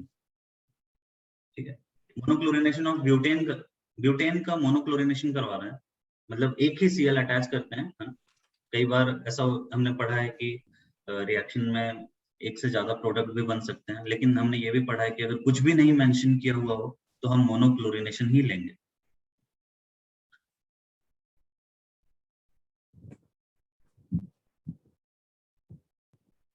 अब देखो ब्यूटेन का जब हम मोनोक्लोरिनेशन करवा रहे हैं तो जब हम Cl2HNO के साथ रिएक्शन कराएंगे तो दो पॉसिबल प्रोडक्ट बन सकते हैं। ये सारी चीजें हमने पहले भी पढ़ी हैं कि यहाँ पे भी Cl लग सकता है और यहाँ पे भी Cl लग सकता है। अगर नहीं ध्यान है तो एक बार जाके चैप्टर रिवाइज करो। हमने ये भी पढ़ा था कि इन दोनों की परसेंटेज कैलकुलेशन भी हमें ये भी पता है कि इन दोनों की परसेंटेज कैलकुलेशन कैसे करते हैं या कौन सा प्रोडक्ट कितने अमाउंट में बनेगा, सच थिंग्स भी हम बता सकते हैं। तो एक बार रिवाइज करो, हमने क्लास में भी पढ़ाया था आपको ऑफलाइन क्लासेस में, तो अगर ध्यान है तो पढ़ लो, नहीं तो फिर वीडियो लेक्चर देख लो जैसे भी। तो Cl2HNO के साथ रिएक्शन कराएंगे तो एक Cl ऐसा बन जाएगा और एक Cl ऐसा बन जाएगा। अब इन दोनों में इसके पास तो कोई कायरल सेंटर नहीं है, दिस इज अकायरल, लेकिन जो दूसरा स्ट्रक्चर है इसके पास अगेन एक कायरल सेंटर आ गया। ये बात समझ में आ रही है? और ये जो Cl है क्योंकि ये ऊपर और नीचे दोनों से अटैच हो सकता है, Cl ऊपर से भी लग सकता था और नीचे से भी लग सकता था, तो दो कायरल सेंटर का मीनिंग है मतलब यहाँ, मतलब कि ये जो Cl है ये दो पॉसिबिलिटी में हो सकता है कि दिस इज एक्चुअली ये जो है ये ऐसा है, मतलब ये है ऐसा, या तो Cl बाहर लगा हुआ होगा और या फिर Cl अंदर लगा हुआ होगा। इसका मतलब है इसे हम दो काउंट करें, इसे एक काउंट करें तो अगर टोटल नंबर ऑफ आइसोमर्स पूछा जाता है including stereo isomers,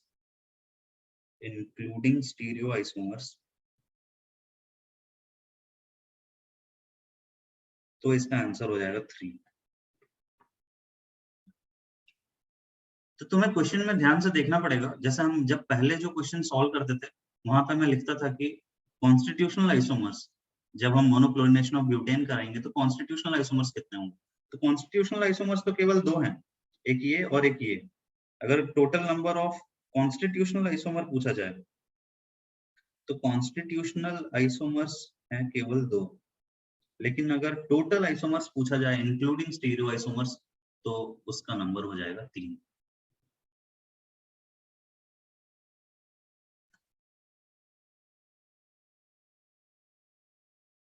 Find the total number of isomers including stereoisomers of, क्या लें, पेंटेन लें, पेंटेन तो सस्ता है बिल्कुल, 2-methyl butane। Find the total number of isomers when 2-methyl butane is subjected to monochlorination।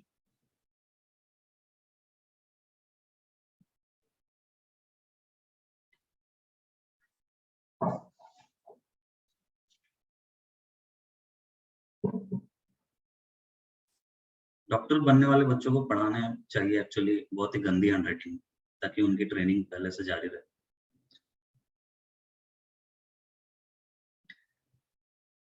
तो find the total number of isomers when 2-methyl butane is subjected to monochloride। तो अब 2-methyl butane है अपने पास, और उसके साथ हम सबसे पहले तो तुम्हें ये फाइंड करना पड़ेगा कि कॉन्स्टिट्यूशनल आइसोमर्स कहाँ पे Cl लगेगा, वो फाइंड करो, और उसके बाद फिर ये फाइंड करो कि इनमें से कौन से स्ट्रक्चर्स कायरल होंगे, कौन से अकायरल होंगे, कितने टोटल स्ट्रक्चर्स बन सकते हैं सच थिंग्स। तो सॉल्व करो, पहले कॉन्स्टिट्यूशनल आइसोमर्स पहले ड्रॉ करो, और उसके बाद सबसे पहले तो Cl कितने पोजीशन पे लगेगा वो देखो।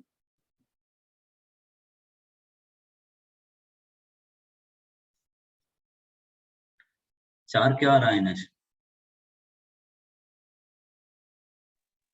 सर एक तो वो जो टर्मिनल वो प्राइमरी कार्बन है, एक उस पे लग जाएगा, तो उसका तो सर वो अकायरल ही होएगा। टोटल आइसोमर्स की बात कर रहे हो क्या? हाँ सर, टोटल आइसोमर्स। नहीं, कॉन्स्टिट्यूशनल आइसोमर्स 4 हैं, टोटल 4 कहाँ से रहेंगे? हाँ कुणाल,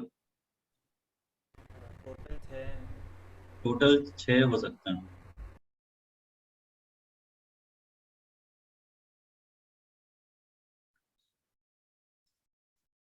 सोचो, पहले एक बार ड्रॉ करो। अभी जस्ट हमने ड्रॉ किया है ना, कोई ऐसे बड़ी बात नहीं है, अभी तुरंत ऊपर हमने ड्रॉ किया है। अगर समझदार रहोगे तो चीटिंग करना भी आसान रहेगा, समझदार नहीं रहोगे तो फिर चीटिंग करना भी डिफिकल्ट है। तो ऊपर ही ड्रॉ किया हुआ है सब कुछ।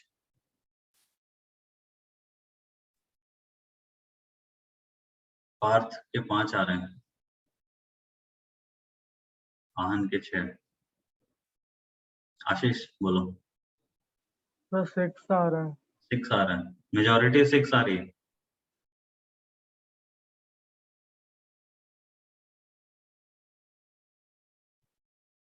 सिक्स।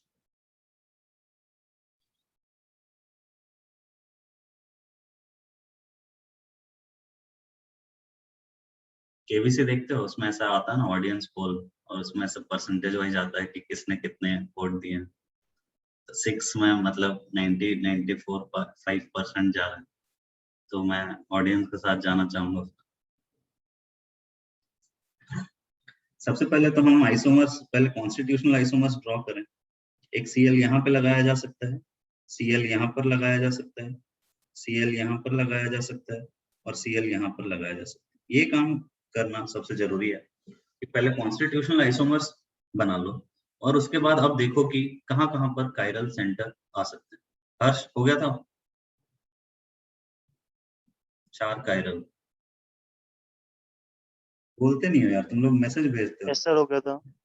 पढ़ाऊंगी तुम्हारा मैसेज देखूंगा, बताओ यहाँ दोस्ती यारी थोड़ी चल रही है भाई कि सर आइए चैट करते हैं बैठ। ठीक है, तो दो दो के पास ही कायरल सेंटर है, बाकी के पास कायरल सेंटर भी नहीं है। तो ये अकायरल है, और इसे एक काउंट करेंगे, ये केवल एक स्ट्रक्चर है। ये कायरल है, इसे 2 काउंट करोगे। ये कायरल नहीं है, ये अकायरल है, और ये कायरल। तो ये 1 हो जाएगा, 2 और 1 3, 1 4 5 6। तो टोटल नंबर ऑफ आंसर इसका क्या हो जाएगा? इसका आंसर हो जाएगा 6। टोटल नंबर ऑफ आइसोमर्स जो है इंक्लूडिंग स्टीरियो आइसोमर्स, ये 6 है। 4 कायरल है, 2 अकायरल है। सेम क्वेश्चन है, कुछ और लेते हैं, जैसे मानो कि क्या ले लें?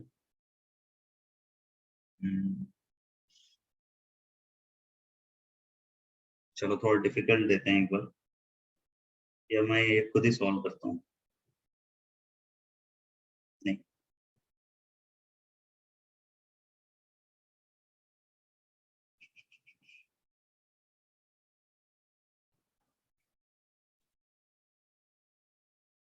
find the total number of isomers when this is subjected to monochlorination. This is 3-methyl pentane.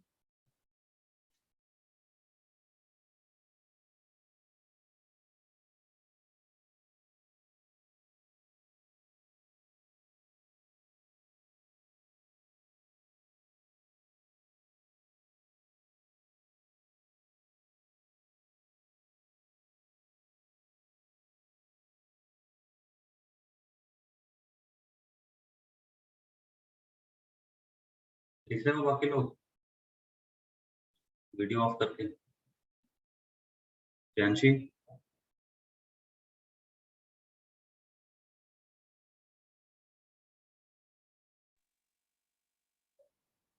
आवाज नहीं आ रही। प्रियांशी हो यहाँ पे?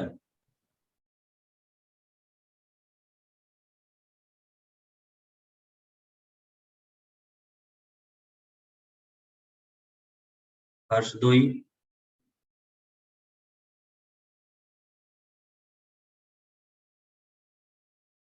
हर्ष हो यहाँ पे?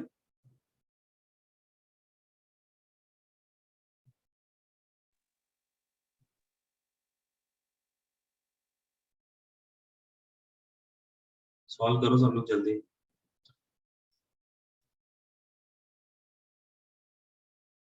लावण्या,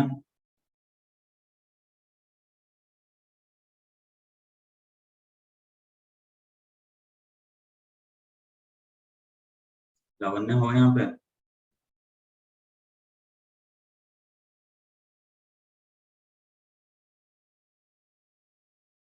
नहीं हो, फिर तो तुम्हें जाना होगा। Nandini Chauhan,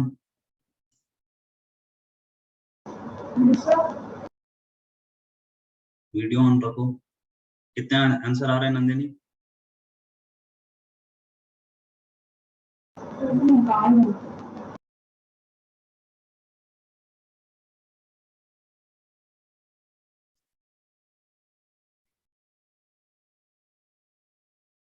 audience poll check करना तो मुझे एक बार।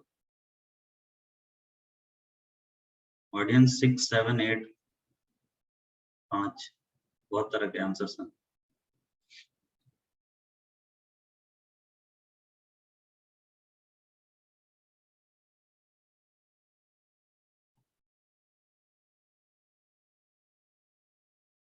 Cl2 HNO के साथ रिएक्शन कराया और यहाँ पे Cl लग सकता है, यहाँ पर Cl लग सकता है, यहाँ पर Cl लग सकता है, यहाँ पर Cl लग सकता है। 4 ही पोजीशन है ना केवल, बाकी इधर एक साइड वाले फिर तो दोनों आइडेंटिकल पोजीशंस हो जाएंगे। तो केवल 4 ही पोजीशन है जहाँ पे Cl लगाया जा सकता है। ठीक है, तो कॉन्स्टिट्यूशनल आइसोमर्स अगर पूछा जाता तो इतने ही कॉन्स्टिट्यूशनल आइसोमर्स रहते है ना, बाकी सब आइडेंटिकल है। जैसे ये A है तो ये भी A है, ये B है तो ये भी B है, ये C है तो ये D है, बस यही चार पोजीशंस। तो कॉन्स्टिट्यूशनल आइसोमर्स पहले सही बनाओ, उसके बाद देखो कि कायरल कहाँ पर है। तो यहाँ पे अब एक कायरल सेंटर जनरेट हो गया, ये भी कायरल सेंटर है और ये भी कायरल सेंटर है।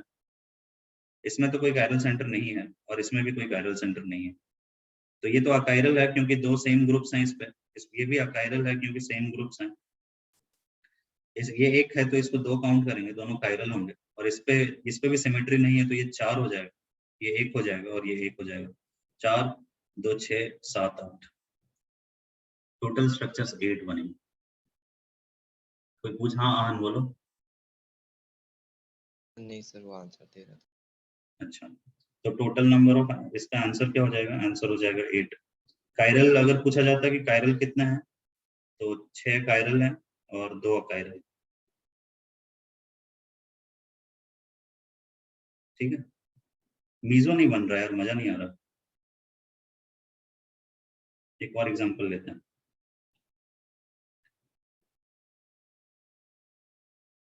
ऐसा है,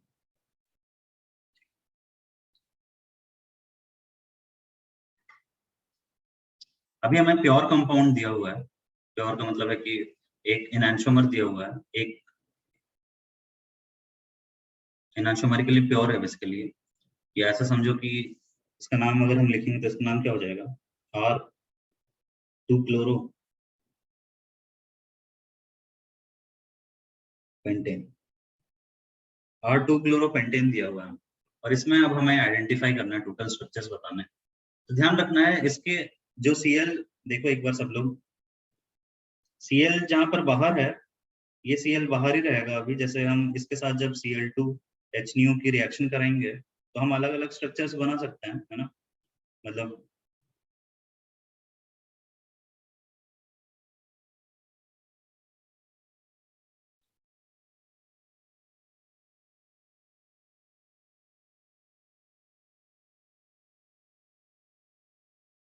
डिलीट क्यों हो गया?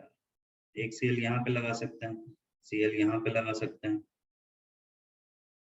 सीएल यहाँ पे लगा सकते हैं, सीएल यहाँ पे लगा सकते हैं, सीएल यहाँ पे लगा सकते हैं। अब देखो तो 5 डिफरेंट पोजीशंस है सीएल को लगाने की। तो कॉन्स्टिट्यूशनल आइसोमर्स तो हमें पता है कि 5 कॉन्स्टिट्यूशनल आइसोमर्स बनेंगे। अब इनमें से हमें देखना है कि कायरल कौन सा है। तो ये तो कायरल है, लेकिन इसको 2 काउंट नहीं करेंगे अब, है ना। कायरल है बट 2 काउंट नहीं करेंगे, एक ही काउंट होगा। यहाँ पर एक नया कायरल सेंटर बना है, ठीक है, ये एक नया कायरल सेंटर बना है, तो ये 2 काउंट हो जाएगा।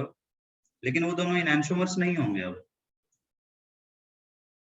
ये बात समझ में आ रही है कि जो 2 स्ट्रक्चर्स होंगे वो दोनों आपस में डायस्टीरियोमर्स होंगे। एक सीएल बाहर रहेगा और एक सीएल अंदर रहेगा, तो कायरल तो होंगे दोनों, लेकिन दोनों डायस्टीरियोमर्स हैं। यहाँ पे भी 2 स्ट्रक्चर बनेंगे और ये दोनों आपस में डायस्टीरियोमर्स होंगे। अच्छा नहीं, ये दोनों कायरल नहीं होंगे, एक कायरल होगा और एक कायरल होगा। ओहो, ये तो बहुत ही अच्छा है। एक कायरल होगा और एक अकायरल होगा। ये अकायरल है, इसमें तो कोई कायरल सेंटर ही नहीं है, और यहाँ पर तो एक ही यही है बस कायरल, तो ये एक ही काउंट होगा बस।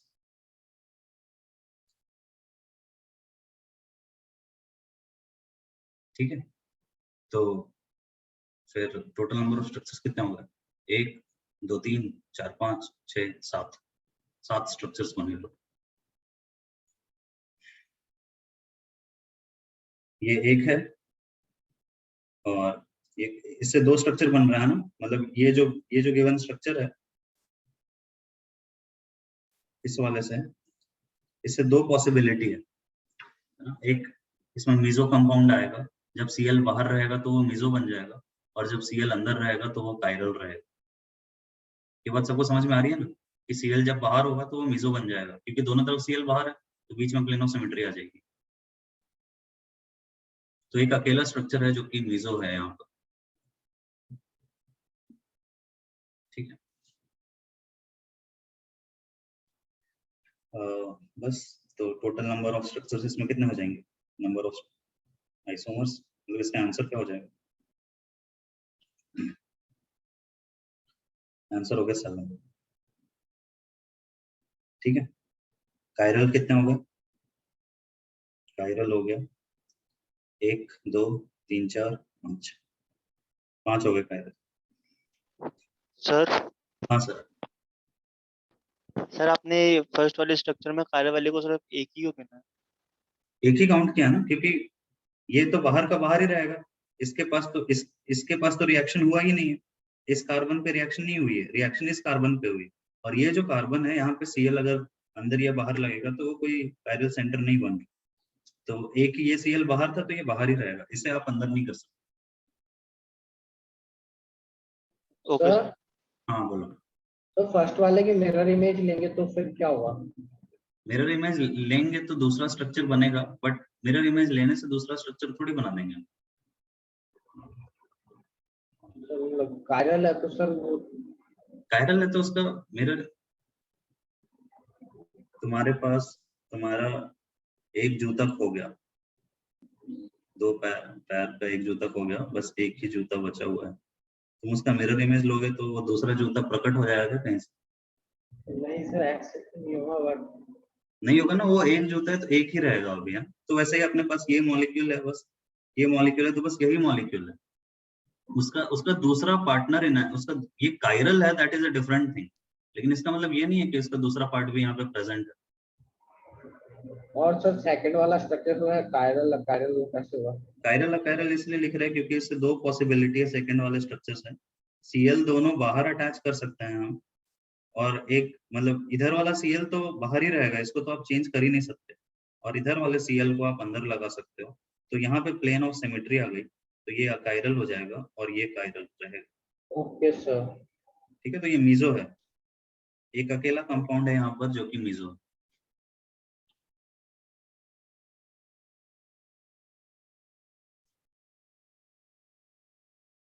क्लियर है ये सबको? थोड़ा सोचोगे तो क्लैरिटी ज्यादा आ जाएगी। बाकी हम इनमें फ्रैक्शनल डिस्टिलेशन और ये सब भी कर सकते हैं। कोई तुमसे ऐसा भी पूछ सकता है कि फ्रैक्शनल डिस्टिलेशन करेंगे तो कितने स्ट्रक्चर सेपरेट आउट होंगे, सच थिंग्स भी बता सकते हो। तो वो सब तुम्हें थोड़े क्वेश्चंस में मिल जाएंगे, एक्सरसाइज शीट के थ्रू हम उनको थोड़ा सीख लें। जैसे मानो कि यही अगर रहता, या कोई आसान क्वेश्चन देखते हैं पहले।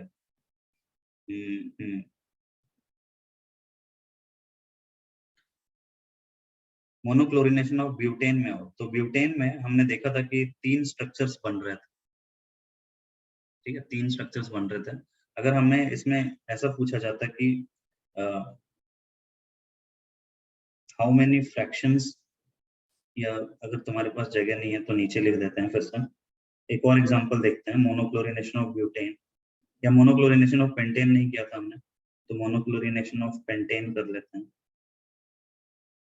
पेंटेन है, पेंटेन का मोनोक्लोरिनेशन करेंगे Cl2H के साथ, तो कितने स्ट्रक्चर्स बनेंगे? Cl यहाँ पे लग सकते हैं, Cl यहाँ पे लग सकते हैं, और Cl यहाँ पे लग सकते हैं। केवल 3 है, 3 पॉसिबिलिटी में से केवल एक ही कायरल, ठीक है, एक ही कायरल है, और ये तो अकायरल है, और ये अकायरल है, ये कायरल है, और ये है कायरल, अकायरल। अगर इस मिक्सचर का जब मोनोक्लोरिनेशन करेंगे हम, तो मोनोक्लोरिनेशन करेंगे तो हमें ये मिक्सचर मिलेगा। अब इस मिक्सचर का अगर हम फ्रैक्शनल डिस्टिलेशन कर दें, हमें सेपरेट करना है क्योंकि बहुत सारे कंपाउंड्स बन रहे हैं, तो कंपाउंड अगर ज्यादा बनेंगे तो फिर तुम्हें उसको सेपरेट आउट करना पड़ेगा। अगर हम इसका फ्रैक्शनल डिस्टिलेशन करें, तो फ्रैक्शनल डिस्टिलेशन में हमें कितने फ्रैक्शंस मिलेंगे? मानो कि ये A है, ये B+C है, और ये D है, तो हमें क्या क्या मिल जाएगा? हमें A अलग मिलेगा, हमें B+C एक साथ मिलेंगे, और D अलग मिल जाएगा। ये बात समझ में आ रही है? B और C को फ्रैक्शनल डिस्टिलेशन से सेपरेट नहीं कर सकते, केवल डाइस्टीरियोमर्स को या कॉन्स्टिट्यूशनल आइसोमर्स को सेपरेट कर सकते हो, क्योंकि कॉन्स्टिट्यूशनल आइसोमर्स की भी बॉइलिंग पॉइंट डिफरेंट होगी और डाइस्टीरियोमर्स की भी बॉइलिंग पॉइंट डिफरेंट होगी। तो जब भी फ्रैक्शनल डिस्टिलेशन करेंगे तो डाइस्टीरियोमर्स या फिर कॉन्स्टिट्यूशनल आइसोमर्स को सेपरेट आउट कर सकते हो, बट एनांशियोमर्स को केवल सेपरेट नहीं कर सकते। तो हमें कितने फ्रैक्शंस मिल जाएंगे? फ्रैक्शनल डिस्टिलेशन में वी विल गेट 3 फ्रैक्शंस। इन्हें हम बोलते हैं कि ये 3 फ्रैक्शंस। अब कई बार इनसे भी क्वेश्चन आता है कि कितने फ्रैक्शन ऑप्टिकली एक्टिव हैं या कितने इनएक्टिव हैं, सच थिंग्स भी पूछे जा सकते हैं। तो हमें यहाँ पर 3 फ्रैक्शंस मिल रहा है, एक A, एक B+C और एक D। 3 फ्रैक्शंस में से रेसिमिक कितना है? दिस इज रेसिमिक, ठीक है। 3 फ्रैक्शंस में से एक 1 fraction is a racemic mixture. B+C equimolar mixture है B और C का, so that is a racemic mixture। आइनेश बोलो। सर तो ऑप्टिकली एक्टिव तो कोई भी नहीं होगा ना तीनों में से? ऑप्टिकली एक्टिव कोई भी नहीं होगा तीनों में से, तीनों ही ऑप्टिकली इनएक्टिव, ठीक है। 2 तो अकायरल है और एक रेसिमिक।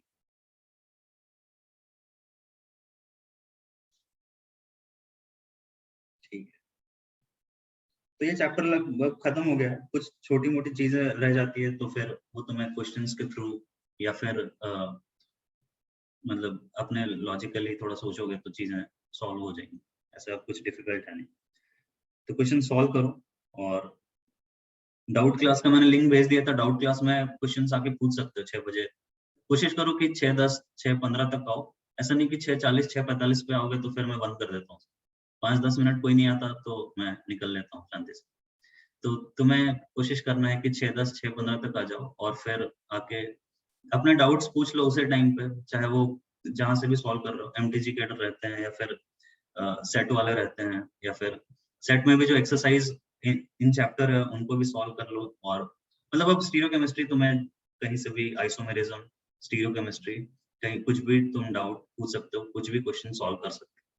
तो चैप्टर फिनिश कर लो, और बस फिर हम नेक्स्ट टाइम सब हम SN1 SN2 शुरू करेंगे, सब्स्टिट्यूशन एंड एलिमिनेशन रिएक्शन शुरू करेंगे। अभी हम NCERT पे नहीं आ रहे हैं। नेक्स्ट चैप्टर जब हम SN1 SN2 E1 E2 पढ़ लेंगे, नेक्स्ट चैप्टर जो हम पढ़ेंगे that is SN1 SN2 E1 E2 reactions, ये चैप्टर हम पढ़ लेंगे। उसके बाद फिर हम एनसीईआरटी और सच थिंग्स में, क्योंकि ये सब बहुत ही बेसिक है जो कि हमें जरूरत है और थ्रू आउट काम आता रहेगा, तो ये पढ़ना जरूरी है।